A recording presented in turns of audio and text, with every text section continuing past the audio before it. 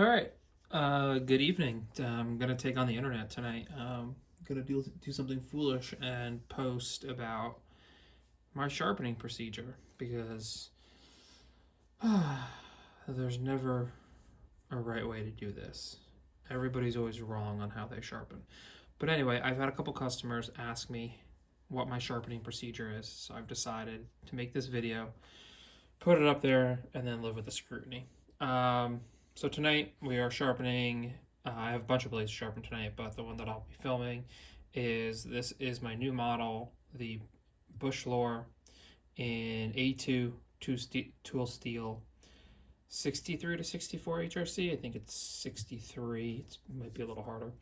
On the Hapstone R2. Now I like the Hapstone R2. I got it years ago before I started sharpening, or not before I started sharpening, before I started knife making. I got this because I'm obsessed with edges and I want to put something consistent on. And all my knives that I send out, I run through this sharpener so I know what I'm sending out, right? I set my edge angle to 18 degrees per side, and every knife that I send out, unless it's a kitchen knife, and then sometimes like I just sent one out at 17 that's meant to be kitchen, but it's more of an outdoor design, so I ran it a little bit more acute. But anything that's outdoor EDC is set at 18 degrees per side.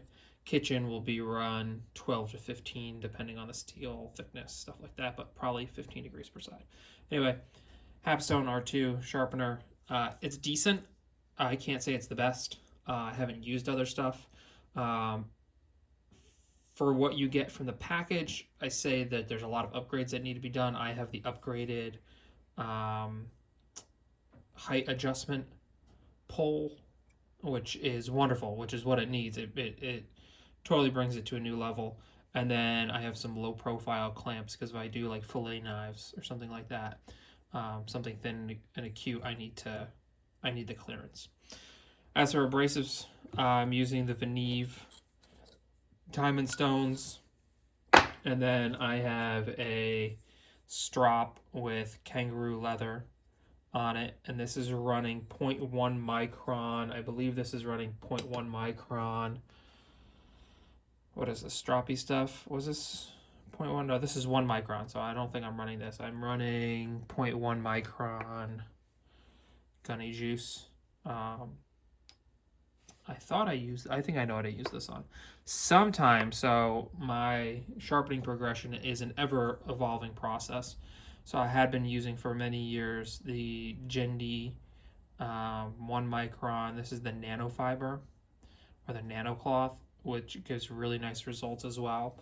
And I've kind of taken this out of my procedure for right now. I think I've been seeing a little bit more variability in an edge than I've been wanting, and I think this is what's causing that. So I'm admitting it for right now. I'm kind of going for like crispier edges, so that's why I'm just running a kangaroo strop at the end. And then after this comes off, it goes to a free hanging strop, and that usually gives me a little extra boost in best score, usually up to 40 points in best. I won't be best testing tonight. I am out of filament for that, so we can't do that. Okay, a couple things that I do before I start my process is I will check and make adjustments to my stops. It's too much.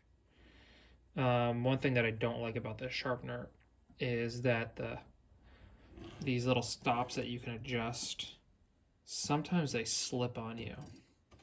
And I'm definitely not a fan of that. So like I'll go in and I'll tighten them up, and I think it's just they need a better knob. They just need a bigger knob on them, and then they would be totally fine.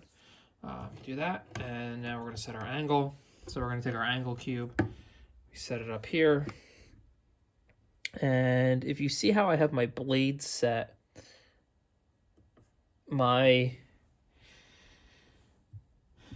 I'm kind of offset to one side, right? Your center line of your sharpener is right here.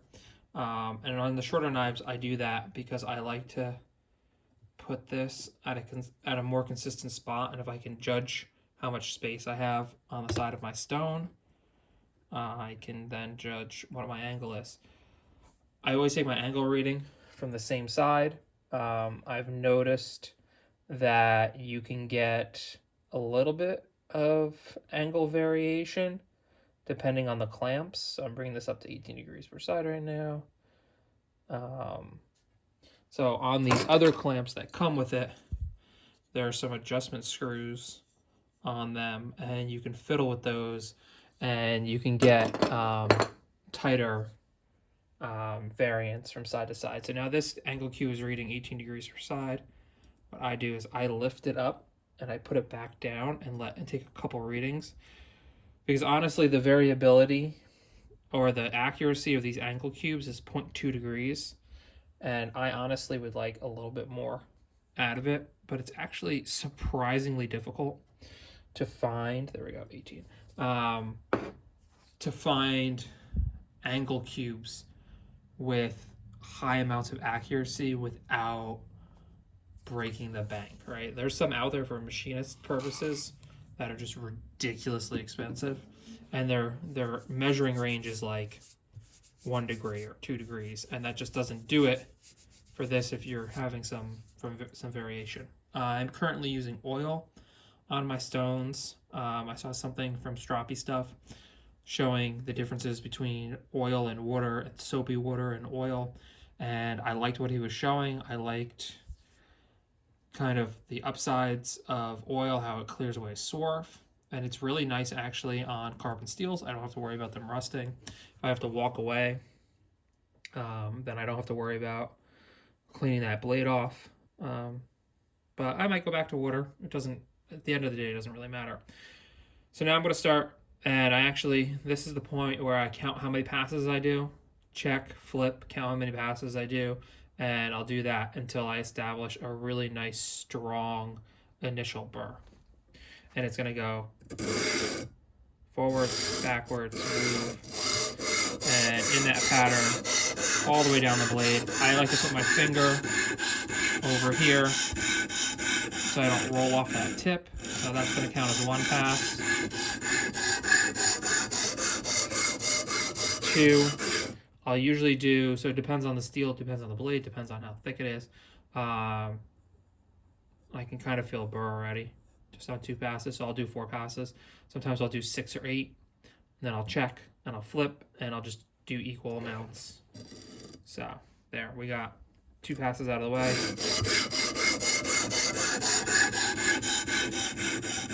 3, 4. And then I'm going to come in and I'm going to check, and I'm going to be very careful when I do this check, because sometimes you get little spots on the edge that you miss. And a lot of times it's like a little, like you miss the very, very, very tip of the tip. So that's actually all good. Flip that over. And then we'll come in and we'll do 4 passes.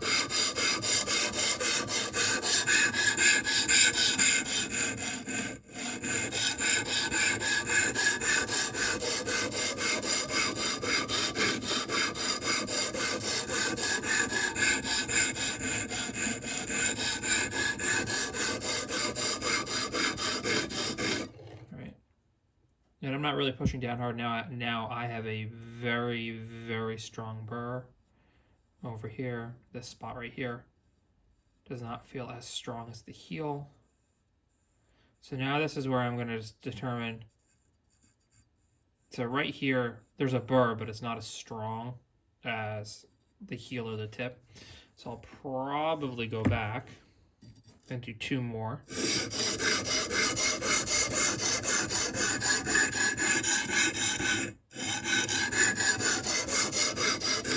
And that'll feel.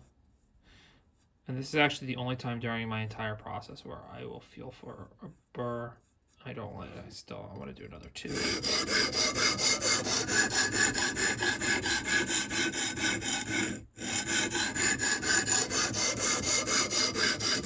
Actually, I might feel for a burr again on the next grit.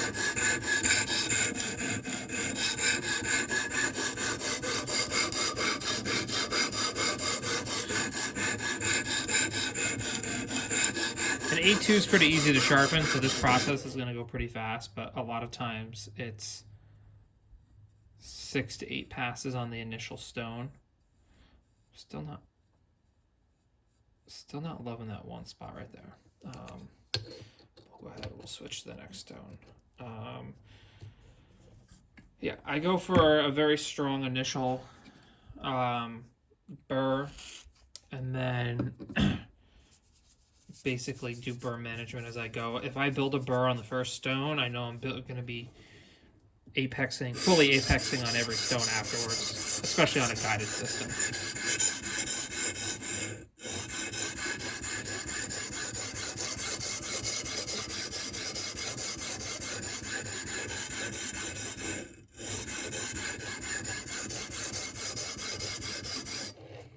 There we go.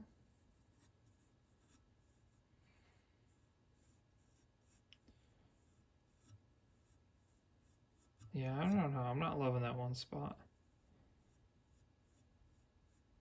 I can't tell if the burr is just like really, really, really small, or if I just think it's non-existent.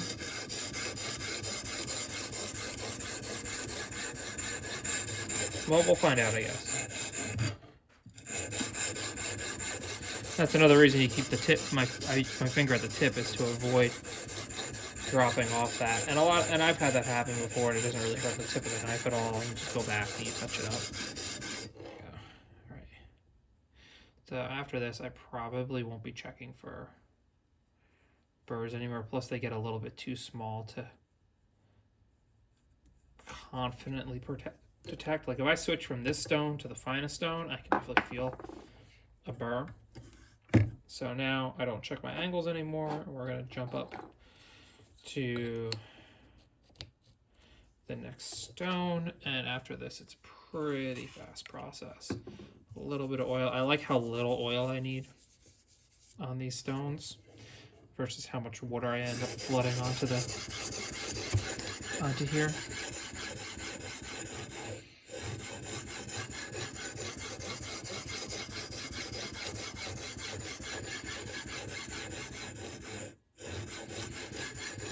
You just want to make sure you're hitting all that edge, getting in here, getting in at the heel, getting in at the tip.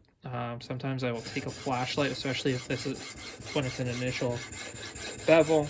I will take a flashlight and take a look at the tip and the heel and the bevel size all along. And I'm probably going to lose track of my count while I'm doing this.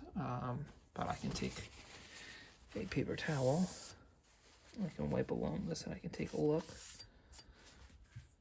at what my edge looks like. My edge looks pretty nice. Okay. So yeah, like I said, the only reason I do the guided sharpening is to have that consistency in the end product. If I send everything out at 18 degrees per side in a certain edge thickness range, and people start coming back talking about edge failures, then I know that I should probably thicken up my edges or change my apex angle.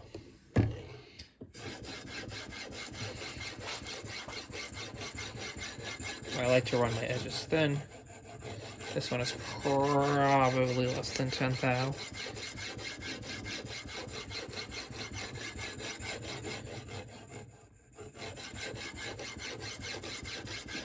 Done there. And now we're on to our last stone. Now I could stop at a lower grit, especially for something like a bushcraft knife. Those higher grit polished edges are just so nice. And you know, they last forever kind of thing, especially wood processing, food processing, and whatnot. But I like my EDC knives at a very refined edge too. They seem to do pretty well. And I think a lot of that is due to burr management and how well the burr gets removed, which is one of the biggest factors, honestly, in these knives, are how well you get that burr removed, how crisp and clean that apex is. I've had comments on how sharp my knives are and how my edges last, and it really just comes down to burr management, right? I'm doing a high grit finish. This is, I think this is around 4,000 or 6,000 grit. Final edge, which is a bit high. Kitchen knives I will run a little bit toothier. They just perform a little bit better.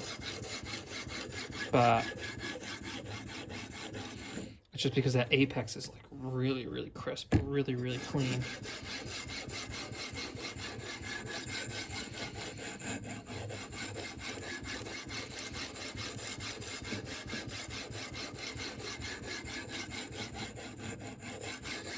Okay, so now we're here. We're at the end, right? We ran through all our stones in what, just a few minutes. It took me longer to lay out what I was doing than it actually took me to sharpen this knife. So we're going to come through here. I'm going to clean off all of this oil, which is something I would have to do if I used water anyway. I don't want this in my strop. But there we go, cleaned off all the oil. Now, I've experimented with a couple of different things like deburring with the stone and whatnot, and I haven't noticed a huge difference in any of my edges. If I do just deburring passes with the stone or whatnot, like certain light alternating passes, don't really notice it. But we'll run through some technique here. This is the bread and butter of it all, right? Because we technically still have a burr. And if I run my fingers on here, I probably most likely can't feel anything. But we know there's probably a burr there. So the first thing we need to do is we need to grab the angle cube again, because the strop is a different thickness than the stones. So we're going to zero that out. And here is the secret sauce. So usually what I was doing in the past was taking the microfiber, or sorry, not the nanofiber cloth, and slapping it on, running it at the same angle, and then coming back, like not adjusting an angle at all, and then coming back and adjusting the angle on this. And now I'm experimenting with the nano cloth again. But I'm going to come through here, and this is going to, I'm not going to set this at 18 degrees. I'm going to come through, and I'm going to set it just a touch higher, right, by about 0.1 degree, 0.15 at the most. So that is that's telling me that's 0.5. And I'm doing a lift and the check to get a better accuracy on my angle if it comes back. See, now it's coming back 18.2. And that's why I'm choosing to try to go in the same spot, the angle cube align, because you get parallax error. And so I'm going up and down. I'm trying to adjust my height, so I'm at 18.1, 18.1, 18.05, 18.05, and I'll try one more time, 18.1. So I'm somewhere in that range. And now is the fun part. This is where we're going to start doing our stropping. This is kind of where my technique differs from a lot of people, where I don't necessarily have a set number of strokes that I do, but I will do. So I just did 4. I believe it was 4 from heel to tip, and now I'm going to do 4 from tip to heel.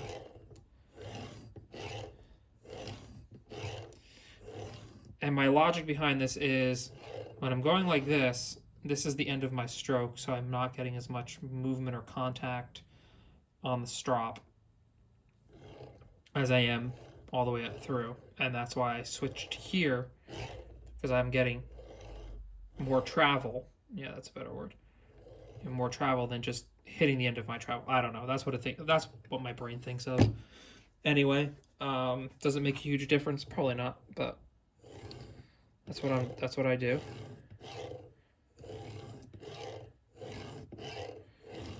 Makes me think that I'm hitting the whole edge. This is probably where I'm wrong about everything, but that's okay. I get good results. I get good edge retention. So, and then I just pare down more and more and more until we're done. Almost, right? We're almost there.